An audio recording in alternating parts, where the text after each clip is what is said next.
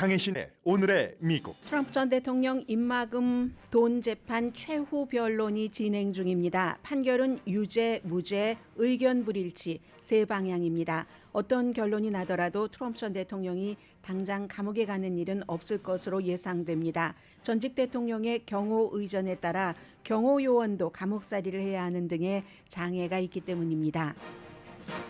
선거를 앞둔 여론에 이번 판결이 어떤 영향을 미칠지는 전문가마다 의견이 다르지만 이 또한 알기 어렵습니다. 한 번도 겪어보지 않은 역사이기 때문입니다. 토네이도와 폭풍은 한쪽에서 잠잠해지면 다른 쪽에서 큰 피해를 일으키고 있습니다. 집을 살 능력이 안 되는 자녀들을 여러 방법으로 돕는 미국 부모가 늘어납니다. 코사인, 개인 융자, 공동 구매 등입니다. 여기서도 부자 부모를 둔 세대의 행운이 드러납니다. 높은 임금을 받는 일자리의 원격 근무가 사라지고 있습니다. 돈 많이 벌고 승진하려면 출근하라는 게 전문가 조언입니다. 이스라엘이 국제사법재판소 명령을 무시하고 팔레스타인 난민촌을 공습해 대부분의 어린이와 여성, 적어도 45명이 수치로 변한 시신이 됐습니다. 국제사회의 이스라엘 비난은 강해지지만 이스라엘 총리는 전쟁은 이어진다고 확신합니다. 프란치스코 교황이 동성애 남성에게 경멸적인 표현을 한 것에 대해 사과했습니다. 400피트 절벽 아래로 떨어진 10대가 약간만 다친 채 구조됐습니다. 여러분 안녕하십니까? 오늘의 미국 강혜신입니다. 모든 드라마에는 하이라이트가 있습니다. 지금 트럼프 전 대통령 돈 재판, 입마금용 돈 재판 하이라이트입니다. 지금은 이제 변호인들이 최후 논고를 하고 있고 그리고 나서 이제 검사 측이 여기에 대해서 반발하는 것 전부 배심원을 향해서 하는 얘기죠. 그리고 나면은 배심원이 바로 배심원 그 심의에 들어갑니다. 그렇게 될 경우는 이제 오늘 이게 끝나면 오늘부터 시작을 해서 바로 어느 시점에라도 배심원들이 12명이 모두 의견 일치를 해야지 되기 때문에 34개 혐의에 대해서요. 이런 것들이 그동안 보여줬었던 여러 가지 검사 측, 변호인 측의 주장이 아주 쉽게 결론이 내린다면은 빠르면 오늘이라도 배심원 판결이 내려질 수 있고요. 대부분의 전문가들은 금요일 오후쯤 나오지 않을까 이렇게 생각을 하고 있습니다. 너무 잘 알고 계시는 것처럼 트럼프 전 대통령이 선거의 해에 첫 번째 선거를 할 때 포르노 배우와 그 오래전에 잠을 자고 입마금하기 위해서 돈을 줬다. 그게 이제 선거법 위반이다. 그리고 여러 가지 사업 사기죠. 34개 혐의입니다. 이 34개 혐의에서 모두 무죄가 되리라고 생각하는 사람은 한 사람도 없습니다. 아니 한 사람도 없진 않겠지만 거의 없습니다. 그리고 만약에 이 34개 혐의 가운데서 하나의 혐의에서라도 유죄가 나온다면은 그러면 이제 이것은 미국의 전직 대통령으로서 그리고 지금 또 대통령이 되겠다고 선거 캠페인을 하는 사람으로서 처음 이런 일을 겪고 또 국민들에게 보여주는 게 되죠. 배심원들은 이제 변호인 측에서는 마이클 코엔이라는 변호사가 트럼프 전 대통령은 잠을 자지도 않았다고 얘기하잖아요. 본인이 돈 주라고 지시하지도 않았다고 하고. 그러나 이제 마이클 코엔 변호사는 나는 트럼프 아래서 일할 때 트럼프를 기쁘게 하기 위해서 트럼프가 지시하는 대로 행동을 했다라고 얘기를 하는데 이 코엔이라는 변호사가 워낙에 그 트럼프 아래서 10년 동안 일을 할 때 아주 사소하게 거짓말했었던 것, 크게 거짓말했었던 것, 트럼프와 갈라서기 전에는 의회에서조차 트럼프에 관해서 거짓 증언을 했던 것 이런 것들이 있기 때문에 트럼프 변호인 팀은 아니 이 사람 말을 어떻게 믿어라고 하는 것이고 그러나 배심원단은 결국은 판결을 내릴 때는 증거 위주로 합니다. 검사 측에서 수많은 트럼프 전 대통령이 직접 사인을 한 체크라든가 이런 것들을 제시했기 때문에 어떻게 될지 모르겠습니다. 딱 3가지로 나옵니다. 일단은 이제 이게 하이라이트인데 모든 일들은 좀 정리가 돼야지 좀 나라도 안정되고 하잖아요. 이 입마금용 이 재판에서 유죄, 무죄 그리고는 이제 의견 불일치, 헝주리가 돼서 미스트라이얼, 미결정 이렇게 될 수도 있잖아요. 먼저 유죄를 보겠습니다. 배심원 12명이 합리적인 의심을 할 틈이 전혀 없이 트럼프가 유죄다. 선거법 위반까지 포함을 해서 여기에 이제 동의를 해야지 되고, 그렇게 되는 경우에 한 개 혐의에 대해서 한 최고징역형이 4년이라고 하거든요. 이게 이제 폭력적인 범죄 이런 건 아니잖아요. 그래서 감옥에 갈 수도 있습니다. 그런데 감옥에 가는 것이 거의 어렵다고 보고, 이게 벌금형이 될 수도 있고 뭐 집행유예가 될 수도 있고, 감옥에 가기 어렵다고 보는 건 트럼프 전 대통령 이미 77살입니다. 나이가 많죠, 감옥에 가기에는. 그리고 아무리 증거 위주로만 한다 할지라도 판사가 이제 그 배심원들이 유죄다라고 판결을 내리면 판사가 이제 선고 공판에서 형량을 선고를 해야 되는데, 형량이나 어떻든 벌을 줘야지 되는데 77세나 된 전직 대통령을 감옥에 보낸다? 아무래도 법적인 것도 있지만 그 법의 테두리 안에서 미국 대통령인데 미국 무슨 망신입니까? 이런 것들도 있을 테고, 트럼프 전 대통령은 전과는 없습니다. 그리고 이건 비폭력 범죄고, 그렇지만 또 개그 오더 많이 어긴 게 있기 때문에, 어제도 뭐 그 메모리얼 데이 현충일인데도 뭐 인간 쓰레기다, 이 사건 재판을 맡고 있는 판사에게도 인간 쓰레기다 이렇게 얘기를 했거든요. 그리고 여러 가지 개그 오더 때문에도 감옥에 갈 수는 있지만 감옥행이 아니라고 생각하는 것은 전직 대통령이었기 때문에 비밀 경호국이 평생 트럼프 전 대통령이 어디에 있으나 어디에서 사나 걸어다니나 음식을 먹으나 그를 경호를 해야지 되는 게 국가의 의무입니다. 그러면 그를 경호하는 경호원도 감옥살이를 해야지 되는 거죠. 또 감옥에는 총을 가지고 들어갈 수 없는데 전직 대통령의 경호원들은 총을 가지고 있어야지 됩니다. 그런 것들. 그리고 감옥 자체도 어떤 감옥으로 보내지든지, 감옥이라는 게 돈을 조금 들이면서 죄수들과 모든 사람들이 다 안전해야지 되는 거잖아요. 이거 굉장히 엄청난 부담이 되고, 그리고 비용도 엄청나게 든다는 그런 거죠. 그리고 그것 이외에도 만약에 이제 판결이 나왔어요. 유죄다 무죄다, 뭐 유죄라고, 지금 유죄를 가정해서 말씀을 드리는 거니까요. 유죄라고 판결이 오늘이 됐건 내일이 됐건 금요일이 됐건 나왔다고 할지라도 바로 또 감옥에 갈 이유는 그럴 리가 없습니다. 트럼프 전 이게 공판이, 선거 공판이 또 있어야지 되잖아요. 형량을 선고하는. 그게 또 이제 빨리 될 수도 있고 뭐 보통 몇 개월 정도는 걸리니까 그럴 수도 있고, 선거 공판에서 형량까지 예를 들어 감옥에 가라고 이 지금 후앙 멀천 판사가 그렇게 판결을 내렸다 할지라도 트럼프 전 대통령이 가만히 있겠습니까? 당연히 항소를 하겠죠. 항소하는데도 시간이 걸리고 결국은 이건 선거 이후에는 끝나지 않는다는 얘기입니다. 그리고 선거가 끝나고 난 뒤에도 이 케이스는 트럼프 전 대통령이 연방 케이스가 아니고 뉴욕의 검사가 고소를 한 거잖아요. 본인을 사면할 수 없습니다. 조지아주의 선거를 뒤집으려고 했다는 혐의로 지금 기소된 것과 마찬가지로 이 케이스는 사면이 안 됩니다. 연방 케이스만 기밀 서류를 취급했다던가 아니면 의사당 폭동 사건에서 어떠한 본인이 역할을 했다던가 이런 것에 대해서는 사면을 할 수 있지만 사면은 안 돼요. 그러나 감옥에는 가지 않는다. 설령 감옥에 간다 할지라도 대통령 선거에 출마하는 것은 아무런 영향을 미치지 않습니다. 미국의 대통령이 되기 위한 자격은 35살 이상의 미국 시민이면 되니까. 자, 그리고 두 번째는 의견 불일치입니다. 이 의견 불일치는 12명 배심원 가운데 1명의 마음만 사도 됩니다. 이 케이스 뭐 34개 케이스 가운데서 다 케이스별로 하지만 1명만 배심원 12명 가운데서 이거는 좀 나는 확신이 들지 않는데 하면은 의견 불일치가 되는 거고요. 보통 이제 헝졸이죠. 이 의견 불일치가 될 때는 판사가 다시 한번 의논해 보세요. 한두 번은 그렇게 할 수도 있고 거의 그렇게 합니다.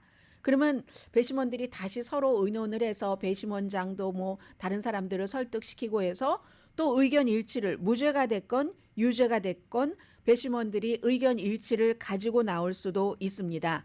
그런데 이게 계속 의견이 일치가 안 돼요. 그러면 이제 미스트라이얼을 선언을 하는 거죠. 미결정으로 이 재판을 선언을 하는 거죠. 그러면 만약에 그렇게 됐을 때 검사는 새롭게 배심원단을 꾸려서 다시 재판을 하도록 결정을 할 수도 있습니다. 그건 이제 그 자리에서 곧바로 결정을 해야지 됩니다. 이게 이제 재심이죠. 검찰의 선택권입니다. 이것도 선거가 끝나기 전까지 이게 진행이 될 리가 없죠. 여러 가지 절차상. 그리고 이제 세 번째, 무죄를 선고받는다. 트럼프 전 대통령이 34개 혐의에 대해서 각각 보통 혐의가 몇 개 하면은 몇 개는 유죄, 몇 개는 무죄, 아니면 모두 유죄, 무죄 있잖아요. 그런데 34개 혐의에 대해서 전부 무죄를 받을 확률은 0%라고 장담하는 법률 전문가들이 많이 있습니다. 아무튼 이렇게 세 가지로 지금 이제 곧 배심원의 결론은 나올 것 같고요. 이번 주 안에. 그리고는 이제 그 어떠한 벌을 줄 것인가 하는 것은 후앙몰천 판사가 판결을 하게 될 겁니다. 자, 이렇게 되고요. 지금 보니까 오늘 아침에 로버트 드니로 영화 배우가 이 법정 밖에서 트럼프 전 대통령을 뭐 아주 싸구려 크라운이다라고 얘기를 하면서 비난을 하는 이제 그런 모습들도 조금 보이고 있습니다. 법정에 들어가기 전까지 트럼프 전 대통령은 이 재판을 주도하는 후앙몰천 판사뿐만이 아니라 또 그 여성 그 칼럼니스트에 대해서 명예훼손 등등으로 해서 뭐 8천만 달러 뭐 그 이상 벌금형 받고 막 그랬잖아요.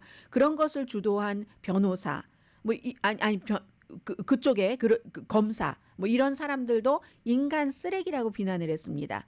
한때 위대했던 우리나라를 파괴하기 위해서 열심히 노력하고 있는 인간 쓰레기를 포함해 모두에게 다 현충일 메모리얼 데이 축하한다. 메모리얼 데이에 어제 트럼프 전 대통령이 쓴 본인의 소셜 미디어에 쓴 바로 그 글입니다. 뭐 루이스 캐플란 판사라든가 명예훼손 이제 그런 판사 그리고 급진적인 연방 판사다라고 얘기를 했고요. 그리고 이제 또 그 민사 본인이 이제 부동산을 불리고 줄이고 해서 뭐 세금은 안 내고 융자 받을 때는 많은 혜택을 받고 한 것을 주도한 그런 아서 앵거론이라든가 이런 사람들 미치광이라고 했고요. 지금 후안몰천 이 판사도 미치광이라고 그렇게 표현을 어제 열심히 했습니다. 그리고는 이제 이게 끝나면 어떤 영향을 미칠까? 많은 사람들이 지금까지 이건 이제 뭐 특별한 영향을 미치지 않을 것이다. 트럼프 전 대통령 지지자들에게는 영향을 미치지 않을 수도 있겠죠. 그렇게 보고 있는데 사실은 알 수 없다가 정답이라는 얘기를 하는 사람들이 있거든요. 저는 알 수 없다에 한 표를 거는데 왜냐하면 대부분의 사람들이 만약에 이게 다른 유명한 사건처럼 생중계가 됐다면 그러면 더 많은 사람들이 자세히 볼 수는 있을 텐데 자세한 것을 모르는 상황에서 생중계가 되지도 않고 화면은 정지입니다. 트럼프 전 대통령 이렇게 손 모으고 그 법원에 앉아 있는 그것도 똑같은 사진이에요. 그걸로 정지 상태인데도 미국 사람들이 한 70% 정도는 이 사건에 관심이 있다라고 얘기를 하거든요. 그러니까 이게 무죄 판결이 나면은 트럼프 전 대통령이 원하는 대로 야 이거 마녀 사냥이었어 이렇게 생각하는 사람이 많을 가능성이 높고 만약에 유죄가 나오면 그랬어 내가 자세히 들여다보지 않았는데 그래 좀 그렇겠구나라고 생각을 할 수도 있다는 거죠. 여론에 영향을 미칠 수는 있다라고 보는 사람이 뭐 월터 샤피로 같은 사람인데 이분은 뭐 USA 투데이라든가 아니면 뭐 워싱턴 먼슬리라든가 뭐 진보 보수 매체에서 다 일했던 사람입니다. 정치인도 했었고요. 그래서 여론 자체도 여론조사 결과를 제가 여러분들께 자세히 말씀드리진 않잖아요. 그러나 또 이제 다른 뉴스들도 있고 하니까 저도 거기에 어느 정도는 발을 맞춰야 되니까 대강의 헤드라인 정도는 전해드리는데 지금까지 나오는 여론은 별로 거의 이게 11월까지 지속된다는 보장이 없습니다. 그러나 지금 이번 이 사건의 배심원 판결과 판사의 선고 공판 이후까지 형성되는 이 사건으로 인해서 형성되는 그 여론은 사실은 이제 그 선거 때까지 갈 수가 있는 거죠. 재판 결과가 여론을 바꿀 수 있다 이런 겁니다. 이게 이제 트럼프에게는 좋게 될 수도 있고 나쁘게 될 수도 있고 바이든에게도 마찬가지고요. 지난주에 우리가 보면은 왜 뉴욕타임스의 칼럼니스트가 그 에즈라 클라인이라는 칼럼니스트가 바이든이 패배하고 있다 하면서 그 이유를 여러 가지 한번 7가지 아주 불길한 제목으로 쫙 썼어요. 그리고 이제 로이터도 아주 대통령이 지금까지 일하는 동안에 최저의 지지율을 받고 있다. 월스트리트저널, 펜실베니아 등의 이 스윙 스테이트에서 굉장히 바쁘다가 아니라 나쁘다 이렇게 얘기를 했는데 다 이게 여론조사를 바탕으로 해서요. 이 재판이 여론을 조금 바꿀 수도 있다. 퀴니피하게 여론조사 결과를 보면은 6%는 만약에 이게 유죄로 나오면은 배심원들이 일반인들이잖아요. 그래서 이제 유죄로 나오면은 트럼프를 지지할 가능성이 나는 줄어든다. 이렇게 답변을 했고 또 이제 또 다른 그 대학교에서 그 마케트 대학교에서 조사한 바로는 만약에 이게 유죄로 판결이 나오면 바이든이 지지율이 4%가 트럼프보다 높습니다. 그러나 무죄가 되면 트럼프가 바이든보다 6%가 앞선다는 뭐 이렇게 나오거든요. 보여주지도 않은 우리가 보지도 않은 재판이지만 전례 없는 일이기 때문에 짐작하기 어렵지만 유죄냐 무죄냐 이게 매듭 지어짐에 따라서 전혀 변동사항이 없지는 않을 것이라고 본다는 전문가들이 있고요. 그리고 이제 이로 인해서 여론이 만약에 어떤 식으로든 변한다고 또 하나 선거에 영향을 미칠 수 있는 요소는 6월 27일에 이제 두 사람이 토론을 하잖아요.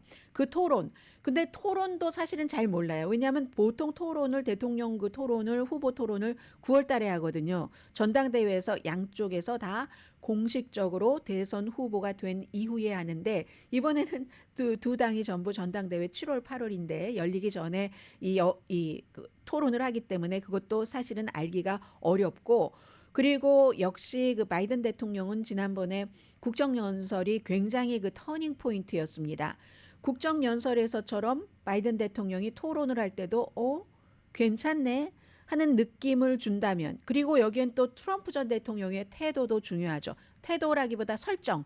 본인이 이거 계속 바이든을 이제 그 토론에서도 면박 주고 치고 이런 것으로 갈 것인가 아니면 정책으로 갈 것인가 그 결과는 또 뭐 여론 일반 사람들이 유권자가 판단을 하는 거고요.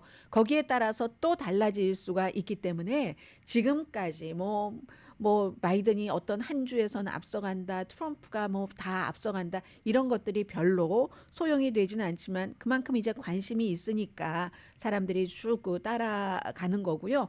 그리고는 또 트럼프 전 대통령은 이 토론에 나가는 것을 마지막에 취소할 수도 있다. 이렇게 보는 사람들도 있거든요. 뭐 그렇잖아요. 뭐 하나는 CNN에서 하고 하나는 팍스에서 하는데 팍스에서 셔네니티가 사회 안 보거든요.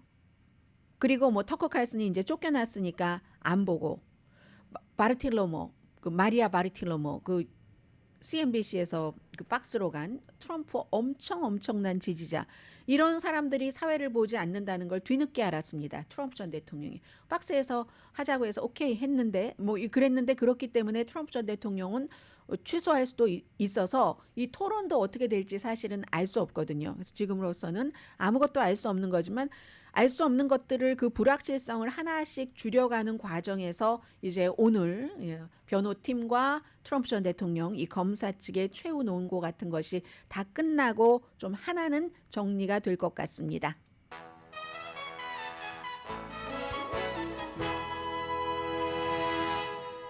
오늘의 미국은 전문가가 추천하는 이민법, 가정법 전문 제인정 종합법률사무소 총 20억 달러 승소, 교통사고와 상해 전문 브라이언 타필라와 CG 변호사 그룹, 집융자 홈 에퀴리 라인업 크레딧, 급한 하드머니도 정말 쉽게 잘하는 융자나라 공동후원입니다. 잠시 뒤에 주요 뉴스를 전해드려야지 되는데 오늘의 미국 후원해 주시는 그 융자나라가 홈 에퀴리 라인업 크레딧 잘한다고 하시는데요. 이 관련 뉴스가 잠시 뒤에 있고 제가 이 뉴스를 정리하면서 야 정말 부모님들 돈이 없이 그 자녀들을 힘들게 키우는 부모님들은 어깨가 더 무거워지겠구나 하는 생각을 했거든요. 잠시 뒤에 전해드립니다.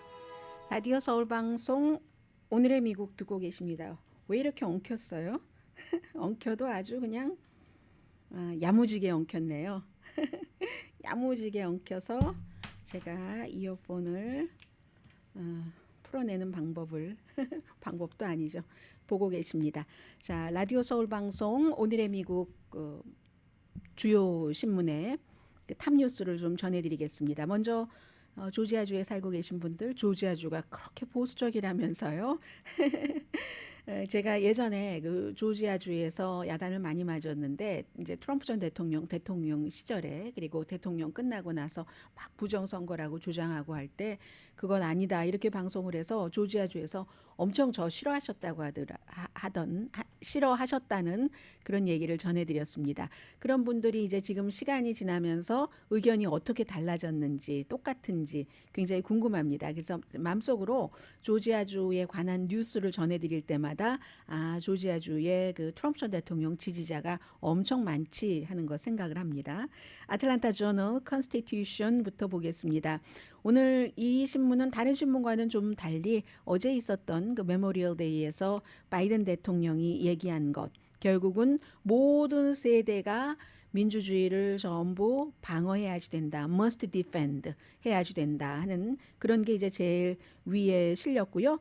그리고는 이제 다른 뭐 USA 투데이라든가 달라스 모닝 뉴스 같은 이런 신문은 지금도 캘리포니아주는 그렇지 않지만 그리고 올해도 캘리포니아주는 지난번에 있었던 허리케인 같은 것 뭐 팜데저트 같은데 완전히 뭐 물에 갇히고 이런 일은 없다고 하는데 다른 지역은 많잖아요. 이번 그 메모리얼 데이에 예를 들어서 USA 투데이도 제일 위에 보면은 토네이도가 굉장히 토네이도와 굉장한 그 폭풍으로 앨리스트 21명이라고 했는데 현재 이 신문과 방송의 차이죠. 23명이 숨졌습니다. 그리고 역시 뭐 이 내용들을 보면은 어제와 크게 다를 바는 없어요. 텍사스, 켄터키, 오클라호마, 알칸소, 이제 버지니아주까지 동쪽으로 점점 가는 거죠. 그리고 특히 메모리얼 데이 때 이제 가족들을 만나고 어디 여행하셨고 하셨던 분들은 집으로 돌아가는 길이 험해서 힘들었다는 이런 내용들도 있고 달라스 모닝 뉴스를 보면은 그 밸리뷰라는 그쪽 지역이 지금 심했었잖아요.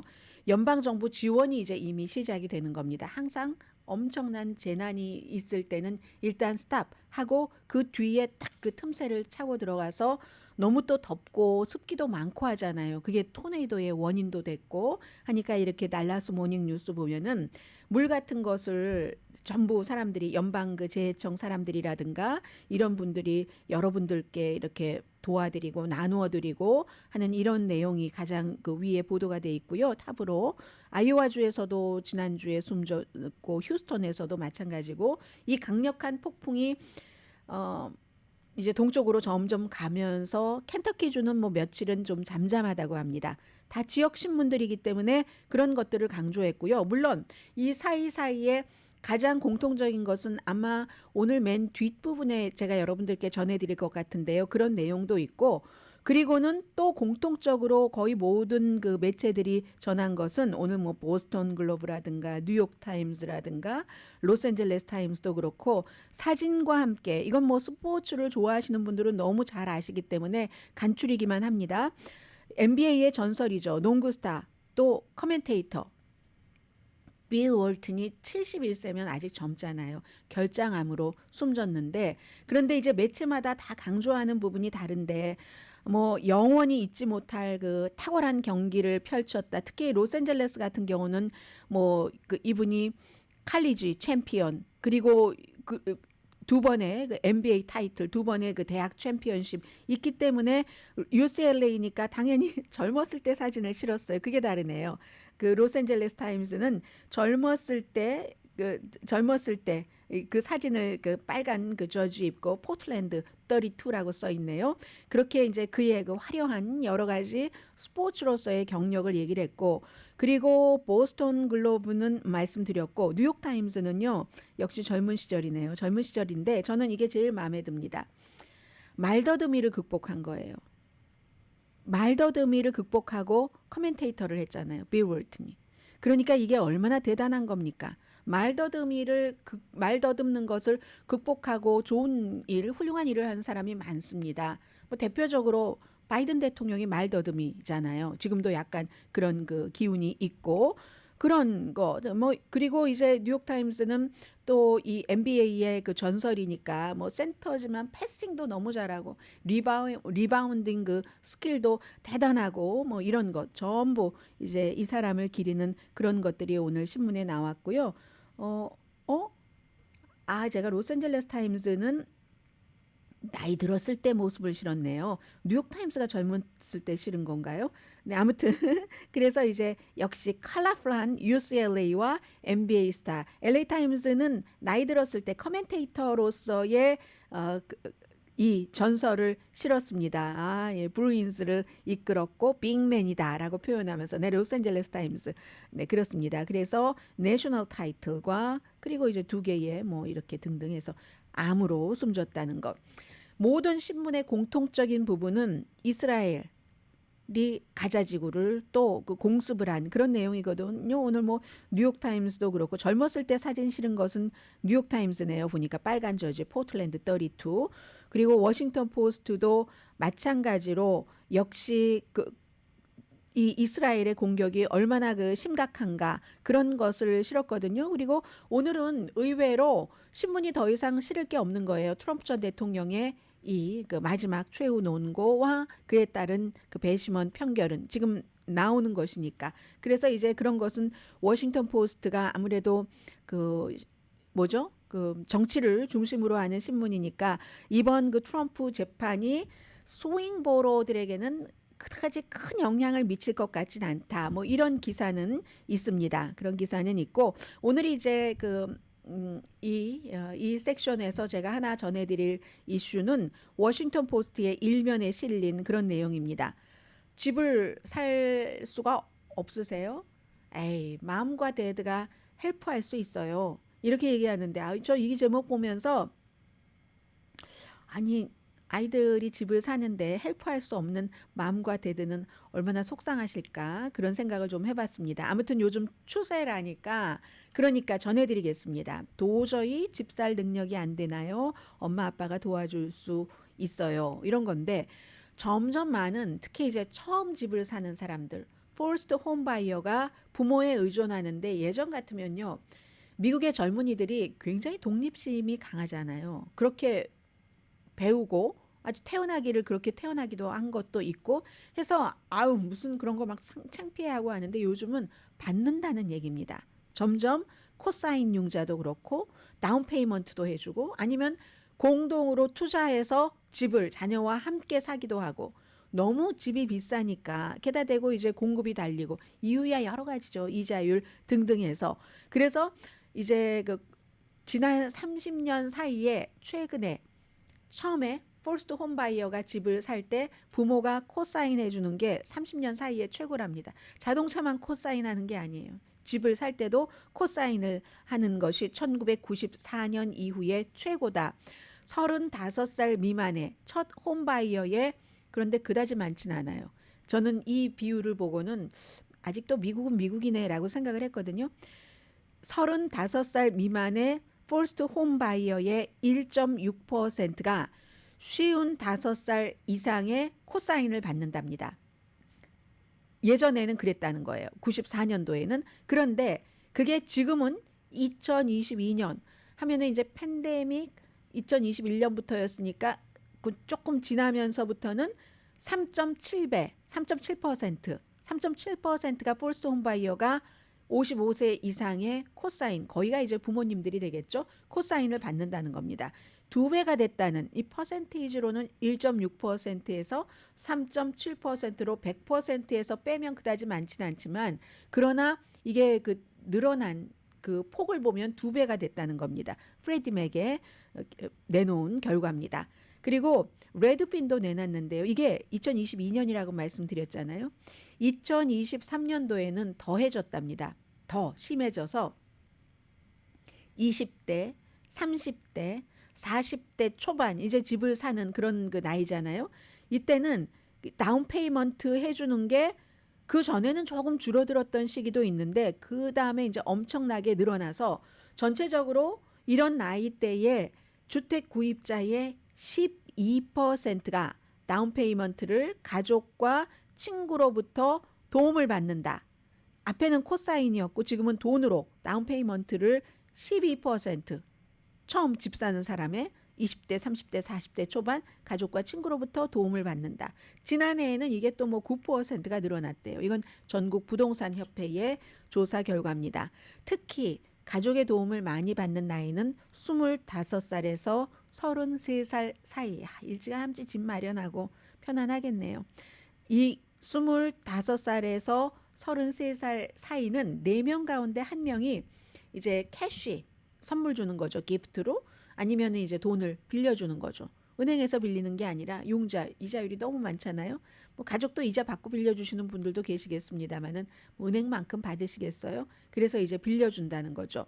나이든 세대는 젊은 세대에 비해서 지난 20년 동안 굉장히 그 싼 그 모기지 이자율이 있었기 때문에 괜찮고 이제는 뭐 집값도 올랐으니까 페이오프 되신 분들이 많고 해서 자녀 집을 사는데 다운 페이먼트를 해주려고 재융자를 하신 그런 분들이 많으시답니다. 부모님은요, 아, 이거 아낌없이 주는 나무입니까? 뭐 모도 잘라서 하고 나중에 다 잘라지면은 사람들이 거기에 뭉툭한데 나무 구루터기에 앉아 있게까지도 하는 부모님이 지금 딱 이거네요. 그래서 집을 처음에 사서 뭐 아이들 뭐 교육도 시키고 하다가 대학교 갈 때 또 뭐 아유 너무 많은 짐을 주면 안 돼 하면서 또 그것도 뽑아서 하고 하다가 이제는 자녀분들 집을 사는데 다운 페이먼트를 도우려고 집을 재융자 받으시는 부모님들이 계신다는 겁니다. 그러느니 아예 우리 합동으로 사자. 합동으로 사지. 조인트 구입하는 거죠. 조인트 해서 장기적으로는 이제 가족 투자를 하는 그런 분들이 많이 계시다 하면서 이 오늘 워싱턴 포스트 기사가 굉장히 길거든요. 여러 그 이민 커뮤니티의 가정들을 소개를 하는데 이브 브라운이라는 젊은 분은 따님이신데 센시내티에서 투잡을 뜁니다. 투잡을 가지고 있는데도 센시내티가 미국에서 지금 굉장히 집이 싼 지역에 속하거든요. 그런데도 어, 엄마로부터 16,000달러를 이제 다운 페이먼트로 도움을 받은 겁니다. 엄마는 그 은퇴한 회계사시고요.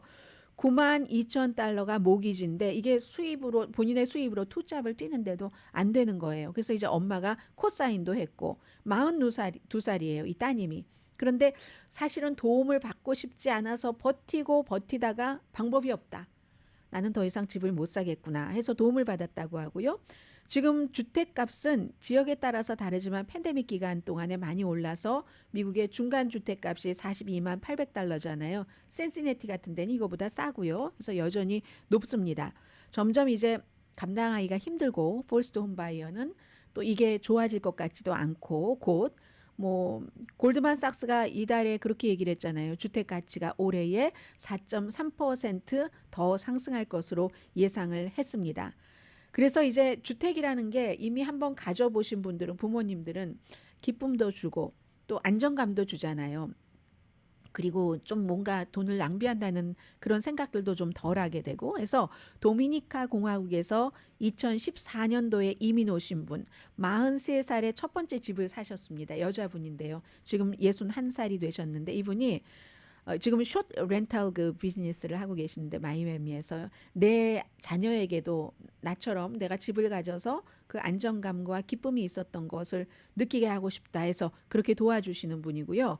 지난해 젊은이들 미국 젊은이 5명 가운데 1명이 부모로부터 렌트비를 도움받거나 모기지를 페이먼트를 도움받거나 했다는 얘기입니다. 카말리오에 사는 캘리포니아 주네요. 스타트업 사업에서 업계에서 일하는 헤이든 스미스 처음에는 부모님한테 도움받는 걸 주저주저 했는데 팬데믹이 돼서 부모님과 같이 살았어요. 그때 이제 렌트비 안 냈으니까 이제 절약을 했죠. 해서 근데 아니 이렇게 열심히 아무리 모으면 뭐합니까? 집값이 내가 돈을 모으는 것보다 훨씬 더 먼저 뛰니까 29살 청년이에요. 안 되겠다 하면서 지난 여름에 도움을 받아서 42만 달러짜리 콘도를 구입했습니다. 그런데 이제 여기서 해줄 수 있는 부모와 해줄 수 없는 부모의 마음이 차이가 나는 거죠. 아무튼. 그래서 심지어는 부모님 가운데서 이렇게 싼 집뿐만이 아니라 120만 달러, 오렌지 카운티요. 120만 달러짜리 집을 와이프와 같이 산 그런 그 남성이 있는데 이분은 120만 달러인데 50% 60만 달러를 다운페이를 했답니다. 부모가 60만 달러 가운데 32만 5천 달러를 주셨는데 그 32만 5천 달러는 홈 에퀴리 라인 오브 크레딧 융자 나라가 하는 것 그런 거 그렇게 해서 근데 이분들은요 이자가 낮을 때 몇 년 전에 받아 놓으셨던 거예요 그거를 그래서 이제 아들에게 이렇게 해서 이 아드님이 은행에 4,700달러를 붓고 부모에게 5,000달러 원래는 75%를 대출 받으려고 했답니다. 그럼 요즘 이자가 비싸니까 그럴 필요 뭐 있니 하면서 그냥 원금만 갚아라 해서 이렇게 사셨다는 요즘 이제 미국도 예전 같이 뭐 다 우리가 해서 요즘 미국이 달라지는 것 가운데 넘버원 패스트푸드 레스토랑에 30대 청소년들이 아르바이트로 일하지 않는다. 그곳에서 나이 드신 분들이 뭐 20대, 30대, 40대 생계형으로 일한다. 이런 것과 이런 부모 도움 전혀 안 받는다. No way. 옛말입니다. 잠시 뒤에 뵙겠습니다.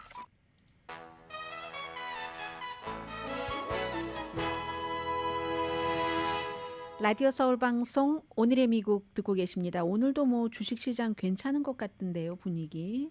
한번 볼까요? 그래도 며칠 동안이나 지금 주식시장이 메모리얼 데이 연휴로 문을 닫았었고 문을 닫는 동안에도 장외 거래는 있었는데 다우지수만 조금 내려가고요. 0.43%, S&P 500는 나스닥이 요즘 많이 올라갑니다.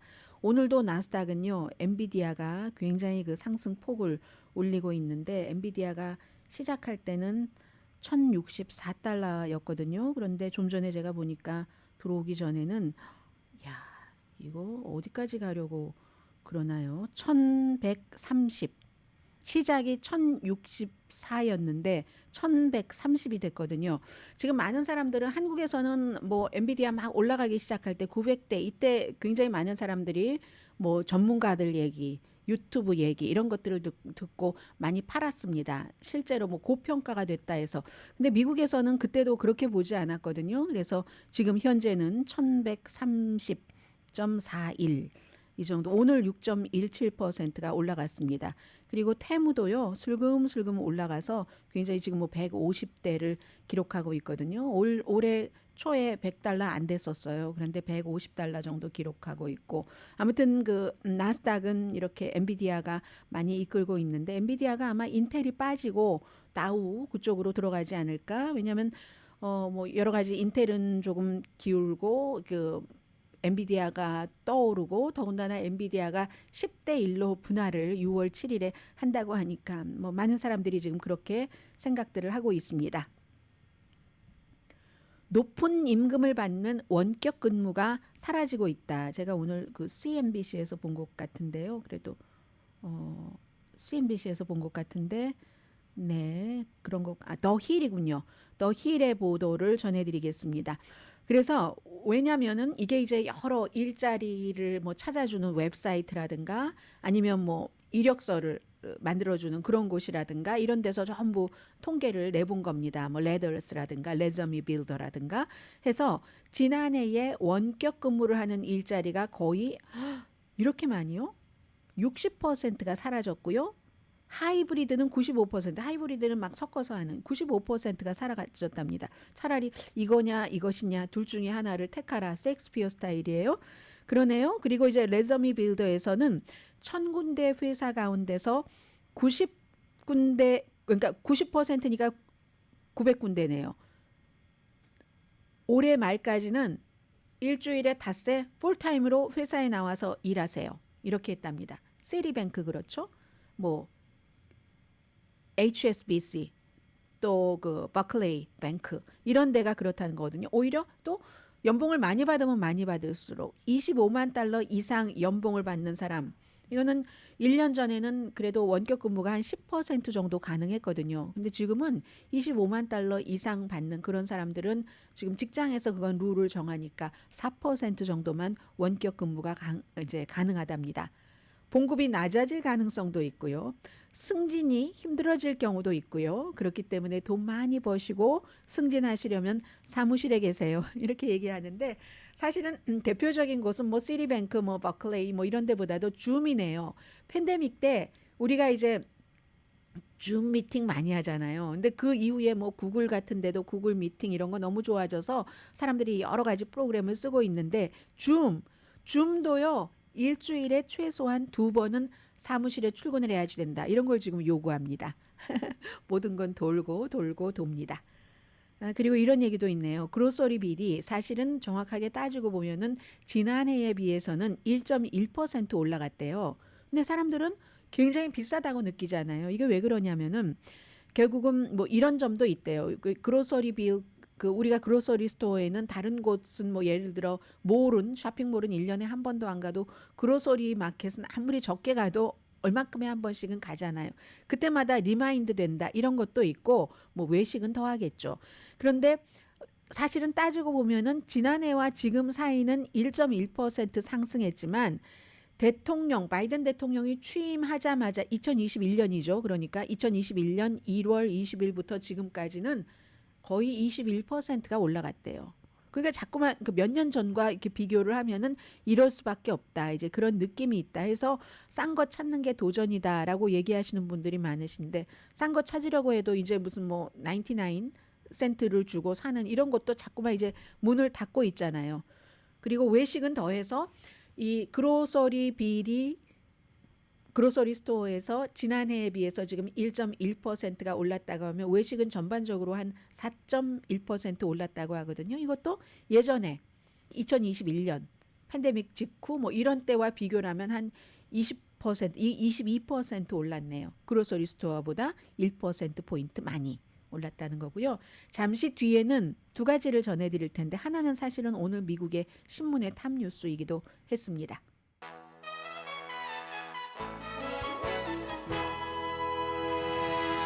라디오 서울 방송 오늘의 미국 듣고 계십니다. 일요일에 이스라엘이 팔레스타인 난민 캠프를 공습을 했습니다. 그래서 45명이 적어도 45명인데 거의가 이제 여성과 어린이였죠. 시신이요. 사진을 보면 숫덩이로 변했습니다. 그리고 그 어린아이들이 난민 캠프에서 같이 지내고 하다가 그 본 거잖아요. 막 아직도 불타고 있는 그런 시신들을 봤습니다. 어떤 아이 보면은 팔짱을 끼고 보고 어떤 아이는 손을 이렇게 아래로 모으고 보고 그러니까 이제 많은 사람들이 또 현장에서 취재하는 사람들도 있고 얼마나 그 이스라엘을 비난을 했겠어요. 어제 같이 뭐 놀고 있었던 아이가 지금은 숫덩이가 됐을 수도 있는 것을 팔레스타인 어린이들이 지금 경험하고 있는 그런 경우잖아요. 백악관도 황폐한 그 라파의 야영지에서 그런 또 목격자의 증언들도 있고 정말로 그리고 불이나 파편으로 절단이 된 그런 시신들 몸의 어떤 부분이 그런 이미지를 보면서 미국에서도 이스라엘이 당연히 하마스를 잡을 권리가 있다. 민간인 보호해라. 똑같은 말 똑같이 합니다. 임마누엘 마크롱 그 프랑스 대통령은요 막 화가 났어요. 분노한다고 하면서 이건 참을 수가 없다. 참을 수가 없고 어떤 땐 참을 수 있는데 참아서는 안 되는 거. 참기 싫은 것 있잖아요. 그런 표현들 다 하면서 이런 작전은 군사 작전이죠. 전쟁이죠. 스탑해야지. 라고 얘기하는데 이게 또 타이밍이 중요하죠. 유엔 산하의 그 국제 사법재판소에서 라파 공격 중단하라고 했잖아요. 그런데도 멈추라고 했는데 며칠 뒤에 그리고 또 뭐 휴전 협상도 가능한 듯 뭐 미국의 뭐 중앙정보국장, 이스라엘의 모사드 국장, 또 뭐 카타르의 총리 다 만나고 했잖아요. 그런 상황에 이렇게 한 겁니다. 그래서 이제 너무너무 근데 이스라엘은 뭐라고 얘기하냐면요. 처음에는 뭐 그럴 리가 없어 뭐 이런 식으로 얘기하다가 나중에는 너무 보는 눈이 많으니까 증거가 많으니까 벤자민 네탄야후 총리가 이거 정말 비극적인 실수다. 조사하겠다. 이렇게 얘기하고는 2명의 하마스 관계자가 사망했다. 이렇게 얘기하고 민간인 속에 숨어 있었다고 또 공격합니다. 지금 가자 라파 지구에 탱크가 막 들어가고 있거든요. 네탄야후는 공격을 멈출 생각이 없다고 얘기합니다. 우리의 목표를 이루기 전까지 끝낼 생각 없다고 하고 오늘이 바로 스페인과 노르웨이, 아일랜드가 팔레스타인을 그 국가로 공식적으로 인정을 한 그런 이제 그런 날이기도 합니다. 아무튼 지금 이런 일이 있어서 이스라엘은 국제적인 비난 엄청 많이 받고 있고요. 그리고 사실은 또 국제 그 형사재판소요. 사법재판소 말고 국제 형사재판소는 그 유엔 산하는 아니잖아요. 거기서 벤자민 네탄야후 뭐 이렇게 체포 영장 청구하고 이랬는데 그 전에 그게 이제 그 카림 칸이라는 그 검사장 수석 검사가 있는데 그 전에 검사가 여자 검사였거든요. 이 일을 하지 못하도록 그 모사드의 전 국장 요시 코엔이라는 전 국장이 엄청나게 위협했답니다. 그 검사를 여자 검사를 가족들에 대한 협박 그런 것들도 많이 했다. 가디안의 보도였고요. 프란치스코 교황이 동성애 남성들에게 경멸적인 표현을 한 것에 대해 사과했습니다. 바티칸이 성명을 내고 누구를 공격하려고 한 게 아니라 상처받은 사람에게 사과한다. 극도로 경멸적인 언어를 뭐 뭐 사용을 했다고 하는데요. 뭐 분위기를 표현하면 F자로들 표현을 하던데요. 이 프란치스코 교황이 스페인어를 하지만 아르헨티나에서 이제 그 어떠한 그 이탈리아어를 사용하는 가정에서 자랐는데도 그런데 그 이탈리아어로 그 단어를 그런 상황에서 쓰면 엄청난 그런 것인 줄 모르고 했다 하면서 사과를 했다는 겁니다. 아무튼 그런 내용들이 있고요. 워싱턴 주에서 400피트니까 한 120m 정도 되죠. 절벽 아래로 떨어졌는데 19살짜리 청소년이 그러니까 그 트레일인 줄 알았는데 트레일이 아니었던 거예요. 그런데 아주 조금만 다치고 살아났다고 합니다. 행운의 청년 짝짝짝 내일 뵙겠습니다.